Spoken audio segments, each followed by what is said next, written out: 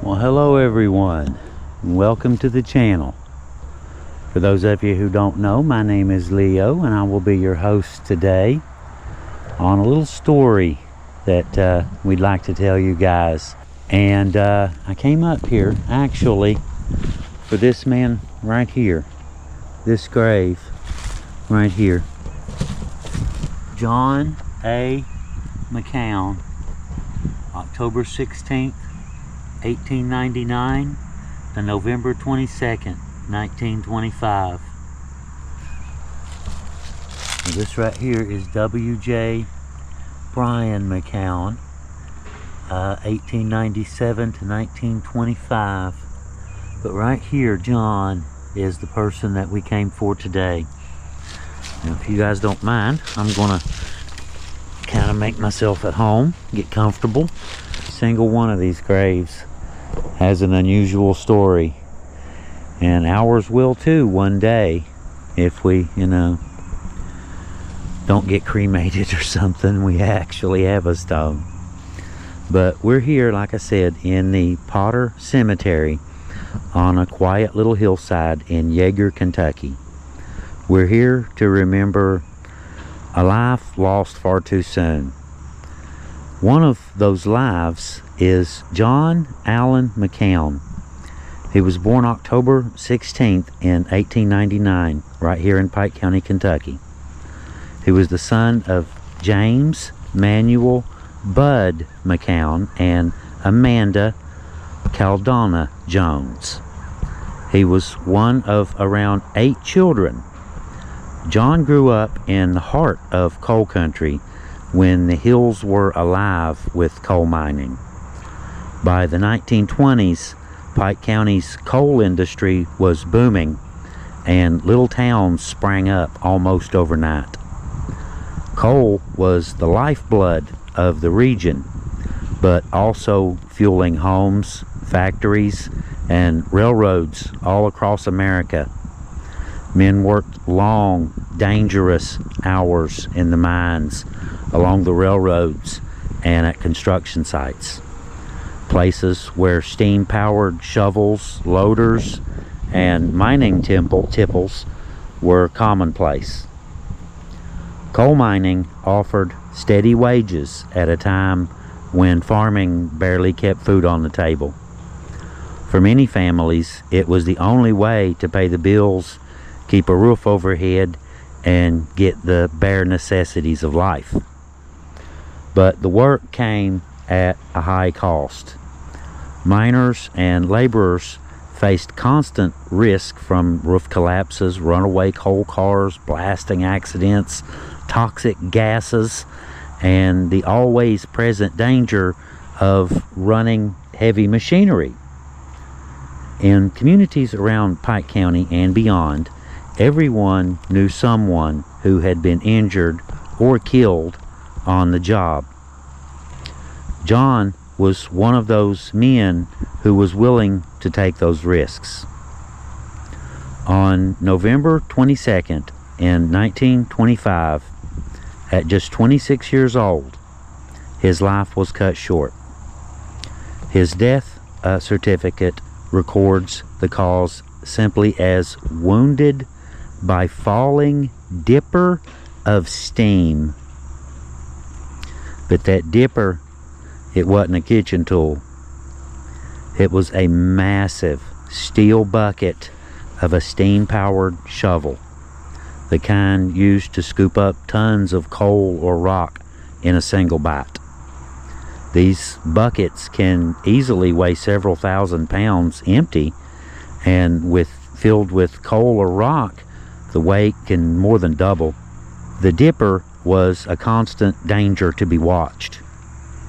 If a pin sheared, a cable snapped, or the operator simply misjudged a move, the bucket could fall with zero warning. A fall from even a short height would crush anything beneath it instantly. It's possible that John had been working close to the shovel, maybe guiding a load, checking something out, or helping to position material when something something went wrong. One minute he was doing the job that he'd done countless times before, and the next, the machinery that built the modern world had turned deadly. There were no safety harnesses, no modern protective gear, and most importantly, no second chances. The impact from a dipper that size and weight would have been catastrophic, to say the least. It's hard not to think about how young he was. 26 years old is the awful young man to die. He had a whole life ahead of him. Family gatherings, maybe even children of his own, and all of it gone in the blink of an eye. His parents, Bud and Amanda, had to bury their son in the same ground where they most likely knew many others who had met similar fates. Today, Potter Cemetery still holds his earthly remains and his memory that he was part of a generation that built modern Pike County and America with their hands, their backs, and far too often their lives. Sitting here, you can almost hear the hiss of old steam engines running, the clank of metal, and the voices of the men who worked beside him. Just maybe that's the way to remember John, not just as a name on a stone, but as a young man who stepped up to the plate to do the hard work, the dangerous work of his time, and paid the ultimate price for it. Today we remember John. Rest in peace, young man. Now, I did want to show y'all something. It doesn't have, like I mentioned, the epitaph about what happened to him or anything, but it does say, "Farewell, dear, but not forever. There will be a glorious dawn. We shall meet to part, no, never. On the resurrection morn." Two brothers.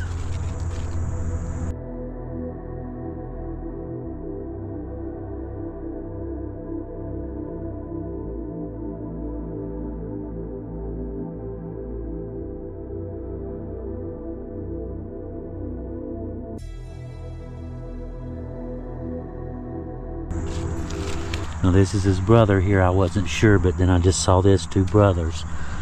This is W.J. Brian McCown. "The precious one from us is given. A voice we love is still. A place no one can in our home, which never can be filled." Okay.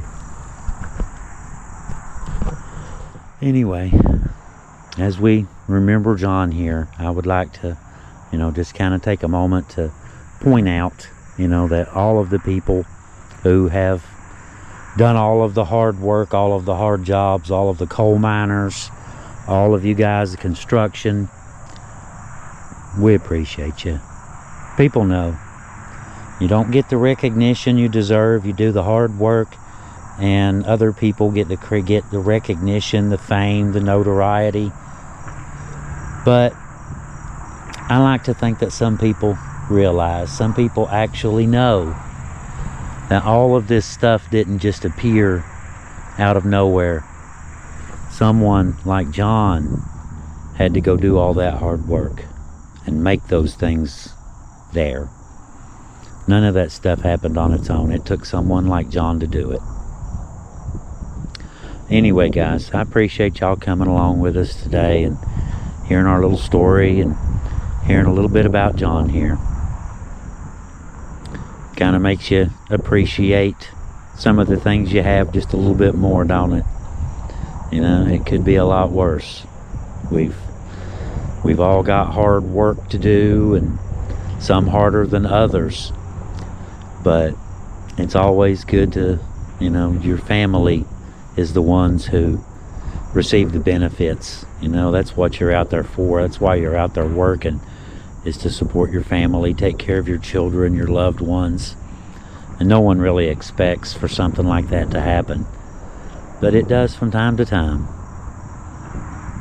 And all you can do, the only thing you can do, is simply remember them.